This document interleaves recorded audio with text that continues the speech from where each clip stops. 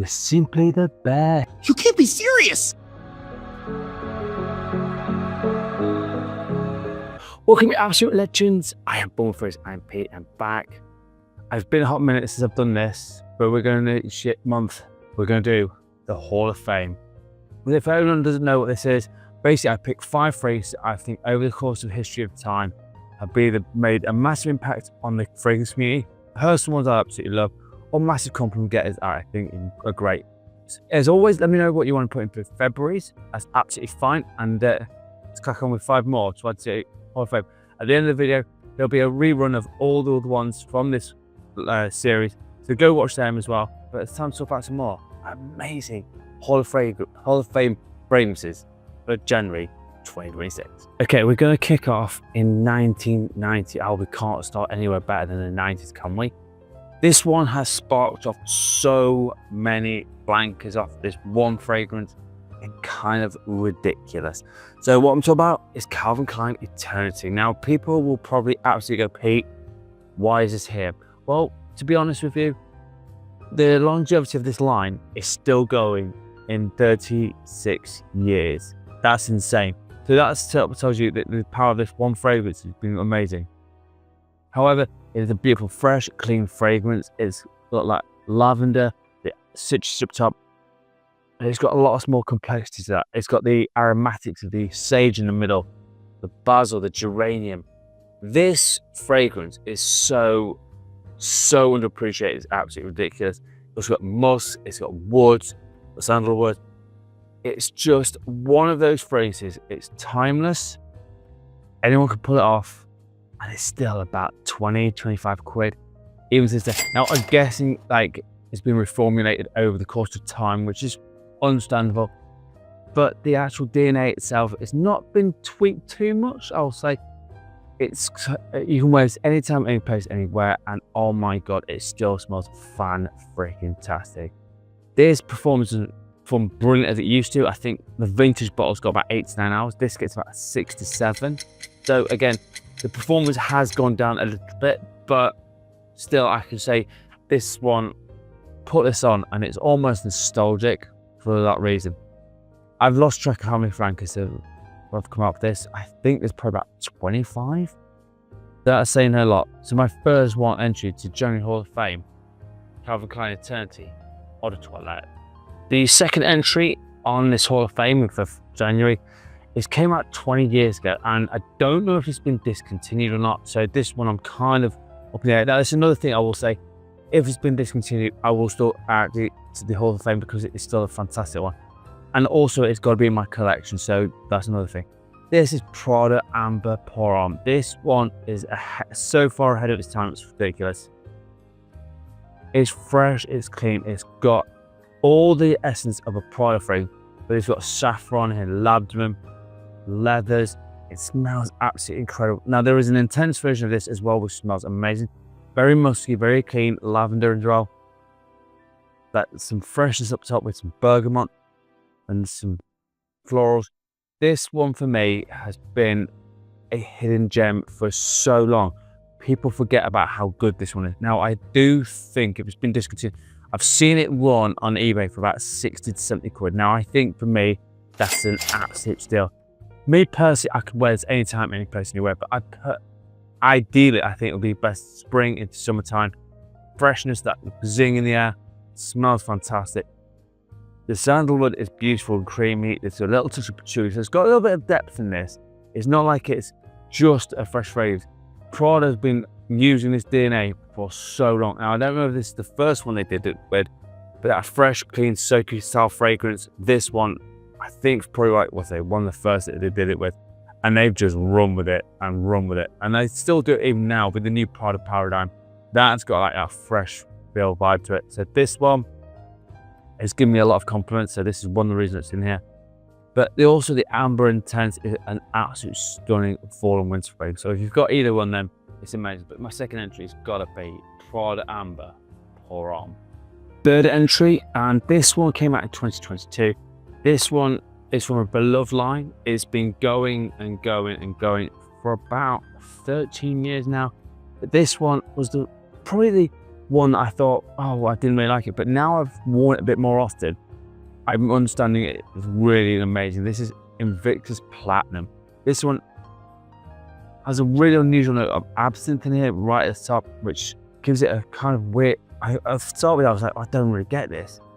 When it hits your skin, it turns magic. And obviously we've got grapefruit, mint, lavender, cypress, and a bit of patchouli.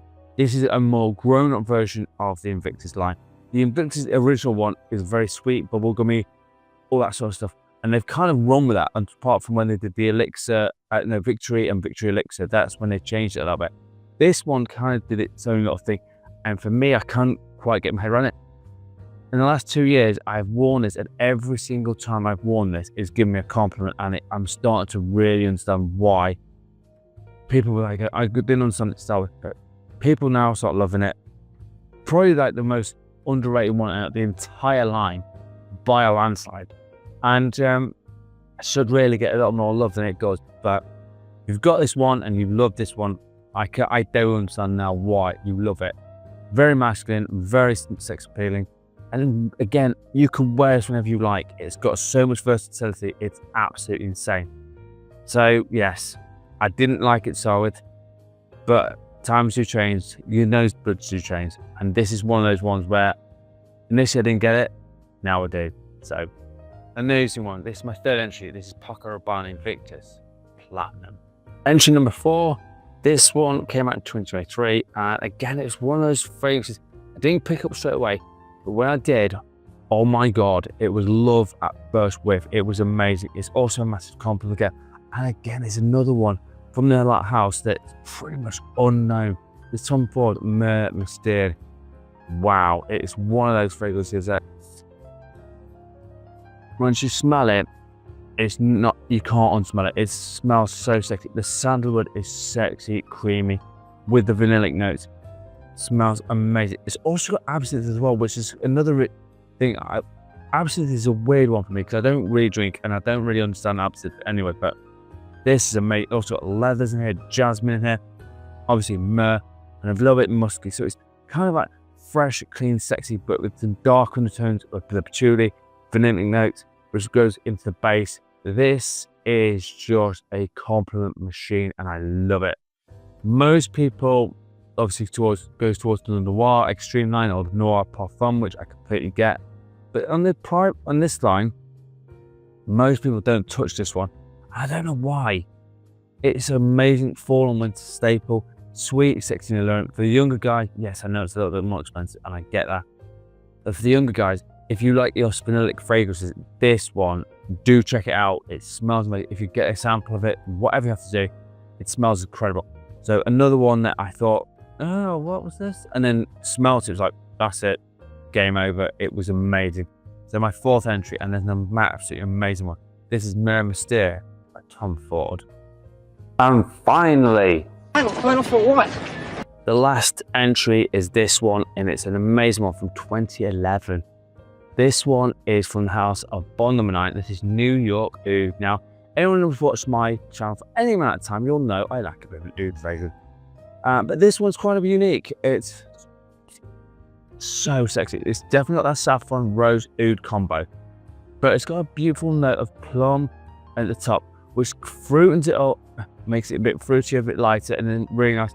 And it's also got honey in here, which is a beautiful back note in here, muskiness, a little touch of citrusy with the orange, just to soften it all up. I do find that sometimes New York, Middle East and South fragrances are very heavy. With the addition of the plum and the citrus and the musk and even the honey, it softens it up a little bit. It's a lot easier to wear. Now this one is a compliment machine and oh my God, it smells incredible. Performance on this, actually I'll tell you about the performance in all of them. This one, there's about 9 to 10 hours, so it's an absolute beast of this one, so do not snooze on this one. Bond number 9 hasn't got many bangers that I think are worth knowing about. Bleecker Street is one, this is another one, and I can't think of the other. There's another one as well, but I can't think off the top of my head.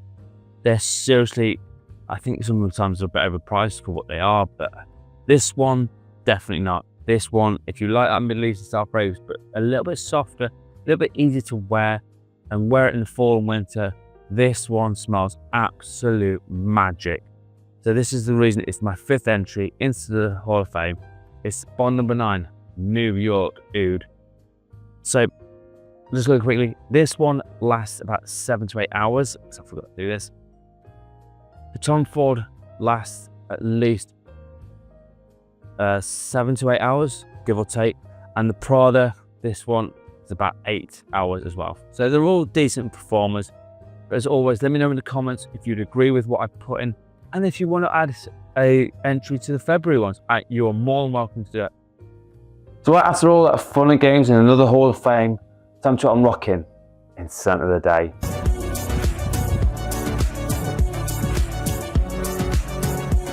Okay, my scent of the day, and there's this one. This is Mont Explorer Extreme. It came out last year. It smells amazing. Dual brew dairy here in England, and so this for me is just an absolute stunner. The leather in here and the patchouli makes this for me, especially as the darkness. But ambers, it's also got a little touch of bergamot off the top. It kind of takes the original DNA and darkens it up and makes it super sexy. This one is a massive compliment tune, and also lasts about 9 to 10 hours. So it's no slouch on that department. Amazing one from last year. As always, let me know in the comments what you've said over. Mine is the beautiful Mont Blanc Explorer. Right, there have it. Another 5 entries to the Hall of Fame. As I said, at the end of the video, I'll do a playlist so you can watch all the rest of them. I'm also on TikTok and Instagram doing different stuff over there, as I'm over here. I'm also doing a giveaway on TikTok and Instagram, so go over there and check it out if you want to. As always, you absolute legends. Smell amazing. Thank you so much for watching. Peace out.